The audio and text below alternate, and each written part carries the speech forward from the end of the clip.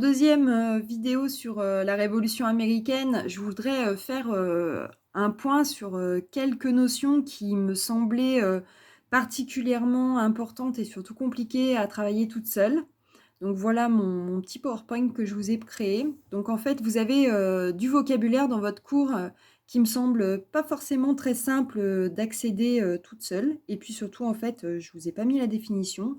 Donc pour le coup, ça va être le cas. Le premier, c'est le Mollass Act.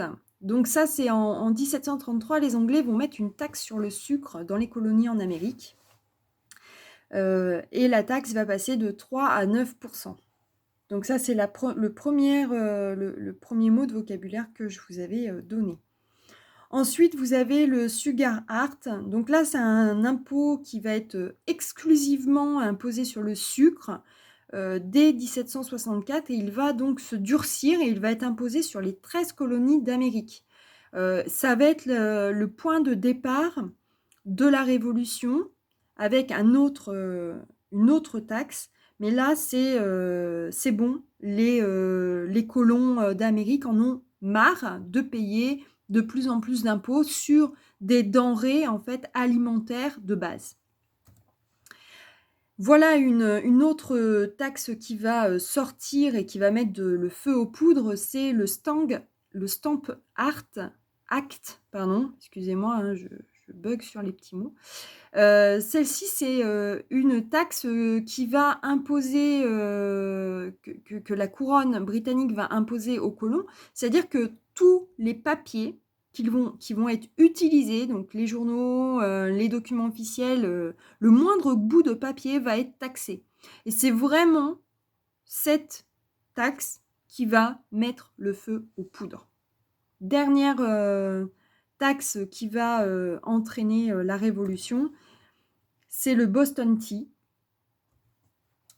Le Boston Tea Party, c'est en 1773. Alors, n'oubliez pas, hein, la Révolution américaine commence en 1775.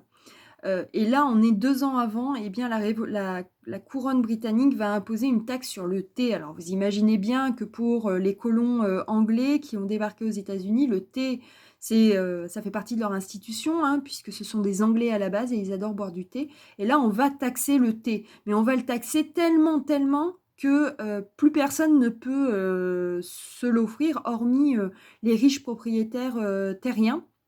Et donc, les gens en ont vraiment marre et il va arriver un événement incroyable.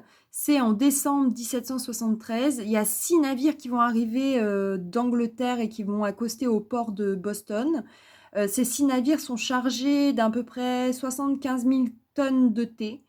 Et non, pas 75 000, 75 tonnes, 75 tonnes de thé, c'est mieux. Et dans la nuit, ces bateaux vont couler avec leurs marchandises, c'est-à-dire que les gens, les habitants vont sortir la nuit et vont couler les bateaux. Donc en fait, la couronne britannique ne pourra pas récupérer l'argent des taxes puisque ce produit ne sera jamais distribué. C'est vraiment le premier acte de la Révolution.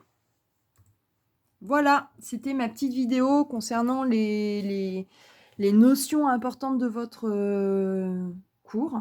J'espère que tout va bien pour vous. Je vous fais plein d'ondes positives et je vous souhaite de passer une belle journée. Prenez soin de vous.